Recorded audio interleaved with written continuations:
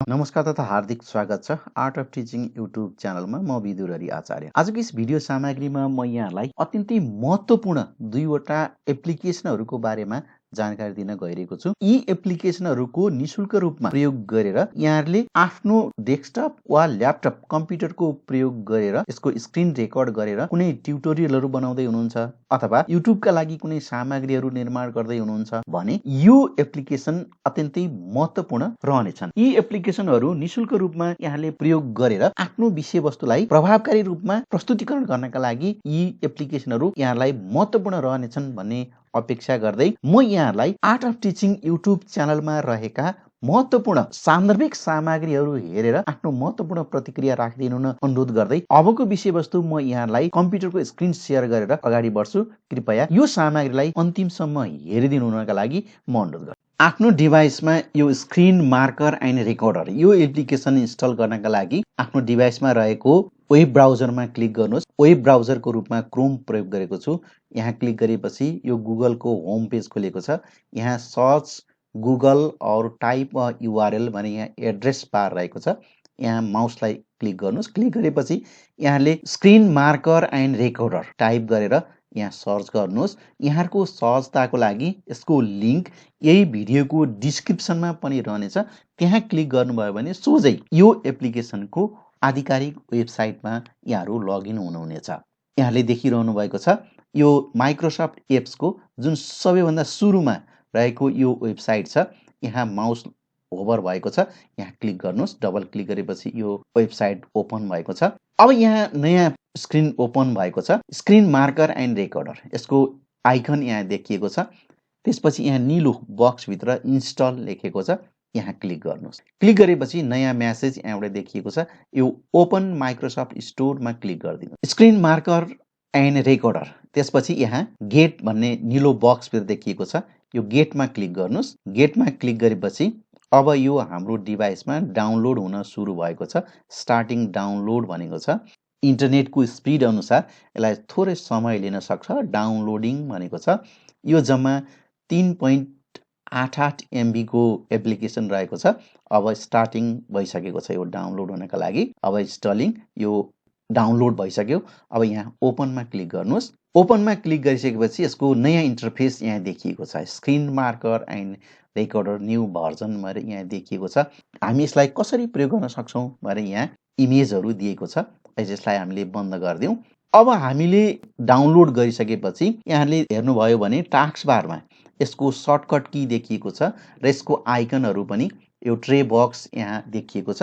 त्यसपछि टास्क बारमा रहेको सर्टकटमा यो एप्लिकेसनको सर्टकटमा क्लिक गर्नुहोस्। त्यहाँ क्लिक गरेपछि टास्क बारमा रहेको सर्टकटमा यो एप्लिकेसनको सर्टकटमा राइट क्लिक गर्नुहोस् माउसलाई। यहाँले देख्नु भएको छ पिन टु टास्क बार भनेर यहाँ देखिएको छ। यो पिन टु टास्क बारमा क्लिक गरिदिनुहोस्। यो हाम्रो टास्क बारमा रहिरहनेछ। सहजताको लागि सजिलोको लागि यही रहिरहनेछ। अथवा यहाँले यसलाई प्रयोग गर्नका लागि स्टार्ट बटनमा क्लिक गर्नुहोस् र स्टार्ट बटनमा क्लिक गरेपछि हाम्रो यहाँ एड भएको डाउनलोड भएको स्क्रिन मार्कर एन्ड रेकर्डर यो एप्लिकेसन यहाँ देखिएको छ। यहाँ क्लिक गर्नुभयो भने पनि यो ओपन हुनेछ। ट्रे बार यहाँ देखिएको छ। अब यसलाई कसरी प्रयोग गर्ने भनेर म यहाँलाई छोटकरीमा जानकारी गराउने छु। मैले एउटा माइक्रोसफ्ट वर्डको नयाँ फाइल यहाँ क्रिएट गरेको छु। यहाँ सबैभन्दा सुरुमा माउस लैजानुभयो भने पेन्सिल जसको सर्टकट की रहेको छ Ctrl+Shift+P यहाँ क्लिक गर्नुभयो भने पनि यो पेन्सिलमा हामी जानेछौँ। यहाँ क्लिक गर्नुभयो भने अब हामीले यहाँ जे लेख्नु पर्ने हो यहाँ यो पेन्सिल प्रयोग गरेर हामी लेटरहरू अथवा आवश्यक कुराहरू यहाँ लेख्न सक्छौँ। अब यसलाई अहिले पहेँलो रङमा यहाँले देख्नु भएको छ। यसको कलर चेन्ज गर्नको लागि यहाँ एउटा बटनभित्र यहाँ कलर देखिएको छ। कलरमा हाइलाइट भएको छ। यहाँले देख्नु भएको छ। यहाँ क्लिक गर्नुभयो भने अब हामीले कलर चुज गर्न सक्छौँ। कस्तो खालको कलर यहाँलाई मनपर्छ त्यही अनुसारको कलर हामी चुज गर्न सक्छौँ। अब हामीले यहाँ लेखेको विषयलाई फेरि डिलिट गर्नु पर्यो भने यहाँ डिलिटको आइकन छ। यहाँ डिलिटमा क्लिक गरिदिनुभयो भने लेखेको कुरा जान्छ। यस्तै दोस्रो आइकन छ हाइलाइटर। कुनै विषयलाई हाइलाइट्स गर्न पर्यो भने हामी यो हाइलाइटरको प्रयोग गर्छौँ। जस्तै मैले यहाँ यसरी हाइलाइट गरेको यहाँले देख्नु भएको छ। यसलाई लेफ्ट क्लिक गरेर ड्र्याग गर्नुभयो भने यो हामीले जति कन्टेन्टलाई हाइलाइट गर्नुपर्ने हुन्छ त्यतिलाई हामीले हाइलाइट गर्न सक्छौँ। फेरि यसलाई डिलिट गर्नु पर्यो भने डिलिटकै अघिकै तरिकाले हामी यसलाई डिलिट गर्न सक्छौँ जान्छ। यस्तै कुनै स्ट्रेट लाइनहरू हामीले ड्र गर्नु पर्यो भने त्यो लाइनमा क्लिक गर्नुहोस्। यो लाइनको आइकनमा माउस क्लिक गरिसकेपछि त्यो हाइलाइट्स हुन्छ र लेफ्ट क्लिक गरेर ड्र गर्नुभयो भने हामी लाइन ड्र गर्न सक्छौँ। यस्तै अर्को आइकन रहेको छ यहाँ एरो हामीलाई आवश्यक पर्यो भने एरोमा क्लिक गर्नुहोस् र यसलाई फेरि अघिकै जसरी यसलाई ड्र गर्नुभयो भने हामी एरो ड्र गर्न सक्छौँ। हामीले यहाँ जहाँ देखाउनु पर्ने हुन्छ त्यो एरोलाई हामीले यसरी ड्र गर्न सक्छौँ। लेफ्ट क्लिक गरेर ड्र्याग गरिदिने बित्तिकै यो एरो यहाँ चाहिँ ड्र हुन्छ। अब यसलाई हामी डिलिट गर्नु पर्यो भने यहाँ फेरि डिलिटमा क्लिक गरिदिन सकिन्छ। यस्तै हामीलाई यो रेक्टेङ्गल आवश्यक पर्यो, कुनै विषयवस्तुलाई हाइलाइट्स गरेर देखाउनु पर्यो भने यहाँ रेक्टेङ्गलमा क्लिक गर्नुभयो भने र लेफ्ट क्लिक गरेर यसरी ड्र्याग गर्नुभयो भने यो रेक्टेङ्गल हुन्छ। यसरी हामी हाइलाइट्स गर्न सक्छौँ, देखाउन सक्छौँ। त्यस्तै यसलाई फेरि डिलिट गर्ने तरिका अघिकै हो। त्यस्तै अर्को छ इलिप्स छ, यहाँ क्लिक गर्नुभयो भने अब हामीले यो सर्कल यहाँ यसरी ड्र गर्न सक्ने भयौँ। अर्को यहाँ एबिसी रहेको छ, हामीलाई कुनै कन्टेन्ट यहाँ लेख्नु पर्यो, टेक्स्ट चाहियो भने यो यहाँ टेक्स्टमा क्लिक गर्नुभयो भने अब कति साइजको टेक्स्ट हामीलाई आवश्यक पर्ने हो त्यो साइज यहाँ चुज गर्न सक्छौँ।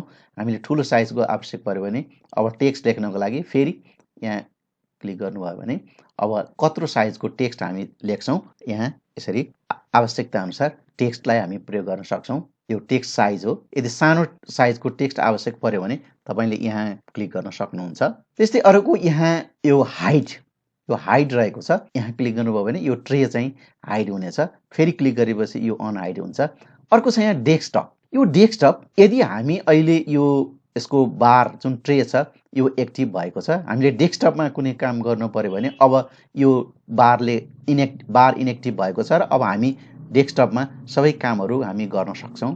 त्यस्तै फेरि एकपटक क्लिक गर्नुभयो भने अब यहाँ यो डेस्कटपमा अहिले हामी गएका छौँ। फेरि क्लिक गरेपछि हाम्रो यो बार फेरि इनेक्टिभ हुनेछ। त्यस्तै अर्को रहेको छ यहाँ अन्डु, हामीले गरेका कुराहरूलाई अन्डु गर्न सक्छौँ। यहाँ इरेज रहेको छ, कुनै कुराहरू हामीले ड्र गरेका कुराहरूलाई इरेज गर्नु पर्यो भने हामी यहाँ यो इरेज प्रयोग गर्न सक्छौँ। त्यस्तै अहिलेसम्म भएकालाई डिलिट गर्नु पर्यो भने डिलिट गर्न सक्छौँ। अर्को महत्त्वपूर्ण कुरा यहाँ स्क्रिनसट रहेको छ, यहाँ क्लिक गर्नुहोस्। यहाँ क्लिक गरेपछि हाम्रो यो स्क्रिन अहिले डिम भएको छ। लेफ्ट क्लिक गर्नुहोस्, माउसलाई लेफ्ट क्लिक गर्नुहोस् र ड्र्याग गर्नुहोस्। ड्र्याग गरेपछि जस्तै यति स्क्रिनसट हामीलाई आवश्यक पर्यो भने यहाँ क्लिक गर्नुहोस् र यसलाई छोडिदिनु भयो भने अब यसलाई हामी यसरी स्क्रिनसट गर्न सक्ने भयौँ। त्यस्तै यहाँ स्क्रिन रेकर्डिङ रहेको छ, यहाँ क्लिक गर्नुहोस्। क्लिक गरेपछि अब हामीले हाम्रो स्क्रिन यहाँ रातो घेरा एक्टिभ भएको छ, यहाँले देख्नुभएको छ। यो रातो घेराभित्रको स्क्रिन अहिले रेकर्ड हुन्छ। यदि हामीले आफ्नो साउन्ड रेकर्ड गर्नु छैन भने अहिले यहाँ नो साउन्ड रहेको छ, यहाँ एउटा ड्रप डाउन छ, यहाँ क्लिक गर्नुहोस्। क्लिक गर्नुभयो भने माइक्रोफोन हाम्रो डिभाइसमा रहेको अडियो एक्टिभ हुनेछ। यसलाई क्लिक गर्नुभयो भने अब हामीले हाम्रो अडियो सहितको स्क्रिनलाई रेकर्ड गर्न सक्ने भयौँ। जस्तै यहाँ अर्को छ सेटिङ, हामीले रेकर्ड गरेका स्क्रिनसट गरेका कन्टेन्टहरू कहाँ हामीले सेभ गरेर राख्ने। अहिले यहाँ यसको डिफल्ट डेस्कटप रहेको छ, मैले अहिले डेस्कटप नै राख्ने। जस्तै अघि हामीले जुन स्क्रिन रेकर्ड गरेका थियौँ, अघि हामीले जुन रेकर्ड गरेको स्क्रिन थियो यहाँ छ, यसलाई एकपटक सो गरेँ, स्क्रिनलाई रेकर्ड गर्न सक्ने भयौँ। नमस्कार। यस्तै अर्को आइकन रहेको छ यहाँ मिनिमाइज टु ट्रे। यो ट्रेलाई मिनिमाइज गर्नु पर्यो, सानो बनाउनु पर्यो भने यहाँ क्लिक गरिदिनुहोस्। यहाँ क्लिक गरेपछि यो मिनिमाइज भएको छ, टास्क बारमा गएर बसेको छ। यहाँ फेरि क्लिक गरिदिएपछि यो पुनः यहाँ देखिनेछ। यसरी हामीले यो स्क्रिन मार्कर एन्ड रेकर्डर यो एप्लिकेसनलाई फ्री अफ कस्ट धेरै कुराहरू एउटै एप्लिकेसनबाट हामीले यहाँ काम गर्न सक्छौँ। यहाँले पनि यसलाई सहजै उपयोग गर्न सक्नुहुन्छ। शिक्षण सिकाइका लागि महत्त्वपूर्ण दोस्रो एप्लिकेसन जुन मैले यहाँलाई जानकारी दिन गइरहेको छु, यो एप्लिकेसन हाम्रो कम्प्युटरको क्रसरलाई हाइलाइट गर्नका लागि, जुन विषयवस्तुलाई हामीले बढी महत्त्वका साथ हामी अनलाइन शिक्षण गर्दैछौँ अथवा कुनै ट्युटोरियलहरू बनाउँदैछौँ भने त्यसलाई हाइलाइट्स गर्नका लागि हाम्रो कम्प्युटरको क्रसरलाई हाइलाइट्स गर्ने एउटा एप्लिकेसन रहेको छ, जसलाई इन्स्टल गर्नका लागि अघिकै जस्तै गरी आफ्नो डिभाइसमा रहेको वेब ब्राउजरमा क्लिक गरिसकेपछि यहाँले यो एड्रेस बारमा गइसकेपछि स्क्रिन मार्कर एन्ड रेकर्डर यो एप्लिकेसनमा क्लिक गर्नु होला। यसको वेबसाइट यहाँ खुल्नेछ र यसको सुरुको वेबसाइटमा क्लिक गरेपछि यहाँ search apps games and movies and more भन्ने एउटा सर्च बक्स रहेको छ। यहाँ क्लिक गर्नुहोस् र यहाँ सर्च गर्नुहोस् क्रसर हाइलाइटर, यहाँ सर्च गर्नुहोस्। यसपछि सबैभन्दा सुरुमा सङ्केतभित्र यो फ्री एप्लिकेसन हो, क्रसर हाइलाइट्स भन्ने देखिनेछ। यहाँ क्लिक गर्नुहोस्, यो ओपन भएको हुनेछ। यसपछि यहाँ निलो बक्सभित्र इन्स्टल भन्ने अप्सन देखिनेछ, इन्स्टलमा क्लिक गर्नुहोस्। ओपन माइक्रोसफ्ट स्टोरमा क्लिक गर्नुहोस्। यसपछि गेट, यहाँ निलो बक्सभित्र गेट अप्सन यहाँले प्राप्त गर्नुहुनेछ, यहाँ क्लिक गर्नुहोस्। अब यो हाम्रो डिभाइसमा यो डाउनलोड हुनेछ। हाम्रो इन्टरनेटको स्पिड अनुसार यो डाउनलोड हुनेछ। स्टार्टिङ डाउनलोड भनिसकेको छ। अब यसपछि यहाँ डाउनलोड भइसकेपछि ओपन यहाँ देखिनेछ, ओपनमा क्लिक गर्नुहोस्। ओपनमा क्लिक गरिसकेपछि अब हाम्रो क्रसरमा यो हाइलाइट्स भइसकेको छ।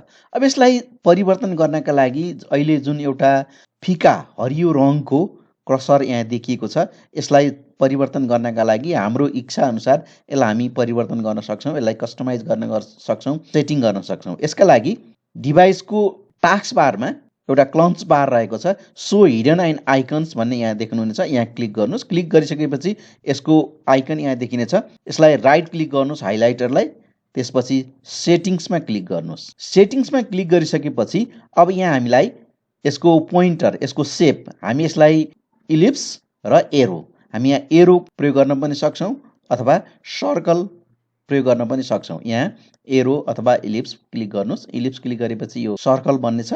यस्तै यसको वेड्थ र हाइट, यसलाई बढाउनु पर्यो भने पनि हामी यो डाउन एरो र अप एरोमा क्लिक गऱ्यौँ भने यो क्रमशः यसरी बढ्दै जानेछ। यहाँ क्लिक गर्नुहोस्। यदि यसलाई घटाउनु पर्यो भने तल्लो ड्रप डाउनमा क्लिक गर्नुहोस्। हाइटलाई बढाउनु पर्ने छ भने यही अनुसार हाइट पनि बढाउनुहोस्, यो वेड्थ हाइट। त्यसपछि दोस्रोमा रहेको छ स्टोक कलर। स्टोक कलर जुन यो सर्कलको बाहिरी घेरा रहेको छ, यसको कलर परिवर्तन गर्नका लागि यसको कलर कोड भन्दा दाहिनेतिर यहाँ 3 डट रहेको छ, यहाँ क्लिक गर्नुहोस्। क्लिक गरेपछि अब अहिले हरियो रहेको थियो, यसलाई रातो, हजुरलाई आफूलाई जस्तो मनपर्छ आफ्नो इच्छा अनुसार त्यसलाई प्रयोग गर्न सक्नुहुनेछ। अहिले यो निलोमा आएको छ। यस्तै यसको यो क्रसर भित्रको फिल कलर रहेको छ, यसलाई परिवर्तन गर्नका लागि यहाँ क्लिक गर्नुहोस्। यहाँ क्लिक गरेपछि जस्तो मनपर्छ त्यस्तै क्लिक गर्नुहोस् र ओके गर्नुहोस्। अब यो रातो बनेको छ। यस्तै यसको थिकनेस, यसलाई परिवर्तन गर्नका लागि यो स्ट्रोक डिस्प्ले गर्ने अथवा नगर्ने, फिल कस्तो गर्ने, सबै यहाँ यसलाई टिक गरिदिनु भयो भने फिल हुन्छ, अनचेक गरिदिएपछि यो फिल हटेर जानेछ। यसपछि यहाँ सबैभन्दा तल रहेको अप्सन छ, यसको फिल कलरको ब्राइटनेस कति कम गर्नुहुन्छ, कति बढाउन चाहनुहुन्छ, आफ्नो इच्छा अनुसार यसलाई राख्न सक्नुहुन्छ। यसलाई ओके गरिदिनुहोस्। ओके गरिदिएपछि यसको कलर पनि परिवर्तन हुनेछ। यसरी यो क्रसर हाइलाइटरले हामीले आफ्नो विषयवस्तुलाई प्रस्तुतिकरण गर्ने क्रममा यसलाई प्रयोग गर्न सक्छौँ। यी दुईवटा महत्त्वपूर्ण एप्लिकेसनहरू जुन निःशुल्क रूपमा हामी शिक्षण कार्यका लागि अथवा हाम्रो स्क्रिन रेकर्ड गर्नका लागि प्रयोग गर्न सक्छौँ, यो एप्लिकेसनहरूका बारेमा मैले यहाँलाई जानकारी दिएको छु। पक्कै पनि यहाँहरूलाई यो एप्लिकेसन महत्त्वपूर्ण रह्यो होला, यो विषयवस्तु महत्त्वपूर्ण रह्यो होला भन्ने अपेक्षा गर्दै बिदा हुन्छु। हस्, धन्यवाद, नमस्कार।